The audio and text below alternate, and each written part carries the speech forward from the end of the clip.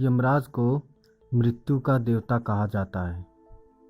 धार्मिक मान्यता है कि मनुष्य के प्राण निकलने के बाद यमदेव ही हैं जो उन्हें उनके कर्मों का दंड देते हैं। मृत्यु के देवता से सभी डरते हैं, लेकिन पौराणिक कथाओं के अनुसार एक व्यक्ति ऐसा भी हुआ जो मृत्यु के देवता से बिल्कुल भी नहीं डरा। वह जब यमराज के दरबार में पहुंचा तो अपने जीवन काल में हुए घटना के लिए यमराज को ही दोषी बना दिया। आइए जानते हैं कौन था वह व्यक्ति जिसने यमराज को शाप दिया था और फिर यमराज को धरती पर मनुष्य के रूप में जन्म लेना पड़ा। यमराज को किससे और कब शाप मिला, इस विषय में महाभारत में ही जिक्र किया गया है।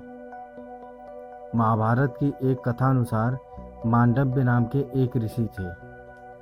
एक बार वह तपस्या में लीन थे। उसी समय चोरों का एक गिरोह आकर ऋषि के आश्रम में छिप जाता है।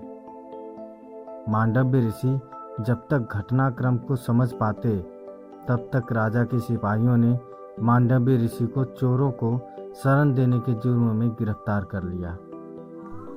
राजा ने भूलवश मांडव्य ऋषि को चोरी के आरोप में सजा के तौर पर सूली पर चढ़ाने का आदेश दिया।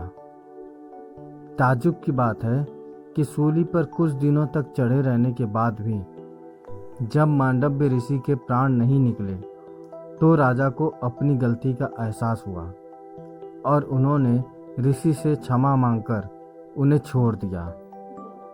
तब ऋषि यमराज के पास पहुँचे और उनसे पूछा कि मैंने अपने जीवन में ऐसा कौन सा अपराध किया था कि मुझे इस प्रकार झूठे आरोप की सजा मिली। यमराज ने बताया कि जब आप 12 वर्ष के थे तब आपने एक फतिंगे के पूंछ में सीख चुभाई थी। उसी के फलस्वरूप आपको यह कष्ट सहना पड़ा। तब ऋषि मांडव्य ने यमराज से कहा कि 12 वर्ष की उम्र में किसी को भी धर्म अधर्म का ज्ञान नहीं होता।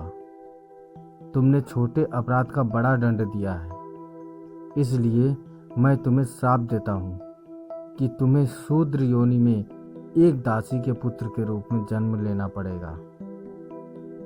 महाभारत में एक कथा है कि चित्रांगद और विचित्रवीर्य की असमय मृत्यु हो जाती है। ऐसे में समस्या सामने आती है कि कुरु वंश का उत्तराधिकारी कौन बनेगा। इसके समाधान के लिए सत्यवती अपने दोनों बेटों की पत्नियों को अंबिका और अंबालिका को अपने ऋषि पुत्र व्यास के पास संतान प्राप्ति के लिए भेजती है। दोनों के व्यास ऋषि के साथ हुए संसर्ग की स्थितियों के कारण एक का पुत्र अंधा धृतराष्ट्र और एक का पुत्र रोगी पांडु हुआ। जब सत्यवती को इस बात का पता चला तो उन्होंने बहुओं को फिर से व्यास ऋषि के पास जाने के लिए कहा। इस बार अंबिका और अंबालिका ने अपनी जगह अपनी एक दासी को भेज दिया। दासी भी व्यास के साथ संसर्ग से गर्भवती हुई और उसने एक स्वस्थ संतान को जन्म दिया। यह संतान विद्वान और हर तरह से योग्य थी। दरअसल ऋषि मांडव्य के इसी श्राप के कारण यमराज ने महात्मा विदुर के रूप में जन्म लिया।